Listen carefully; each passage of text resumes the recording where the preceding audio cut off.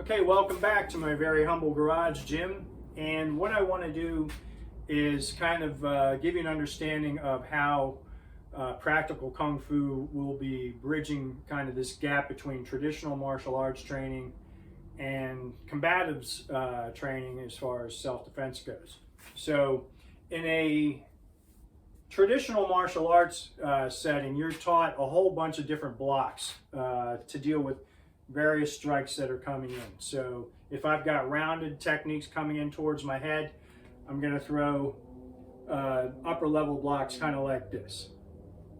If I've got straight line block coming in or a punch coming in towards my head, like a jab or something like that, then I might use a parry technique.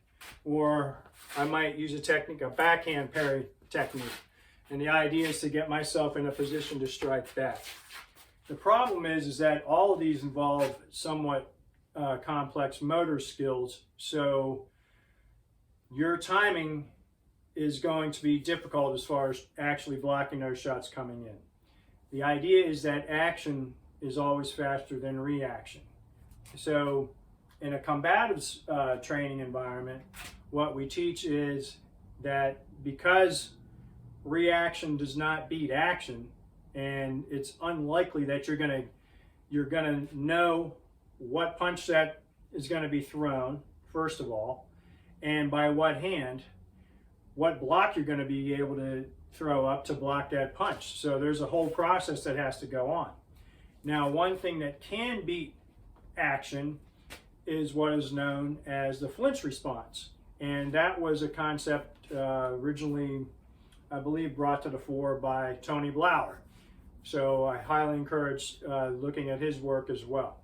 So what Blauer recognized, that this flinch response, when something's coming in at the head, the hands will go up automatically. And I guess he cites some studies that show that anytime someone is attacked with an edge weapon or maybe a gun or whatever, there's always markings on the hands. They get those hands up there pretty quickly in order to protect themselves. So he took that concept a little bit further, in that if you miss the cues that someone's about to hit you, the idea is that if you understand they're about to hit you, then you hit them first. If you miss those cues and that punch starts coming in, you want to be able, those hands are going to come up automatically. And you want to combine that flinch response with moving forward and getting the chin tucked down and your shoulders shrugged up as well. So what he does is he ties this spear idea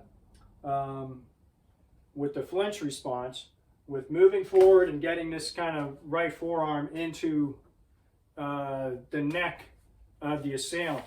Now you're in a position to be able to respond to them. So hopefully you were able to protect the head at least a little bit, or deflect the shot, and now you're in a position to be able to do some damage of your own. Morrison over in the UK, he takes it a little bit further by coming up with this concept of covering the head to make sure that the head is protected, and moving forward and tucking that chin and getting those shoulders shrugged. So if you miss those cues, you have this cover, crash, and counter idea. So you have the oh shit moment, they're throwing that big punch at you. You can crash into them, latch onto them, and then start throwing your own kind of punches back. You're in a position where you're able to go on the offensive.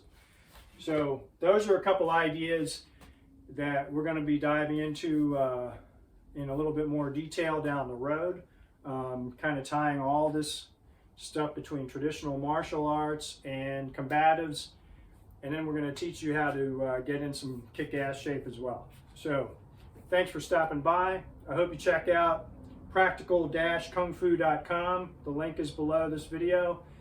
Like and subscribe to the channel, I hope, and we'll see you down the road. Thanks again for watching.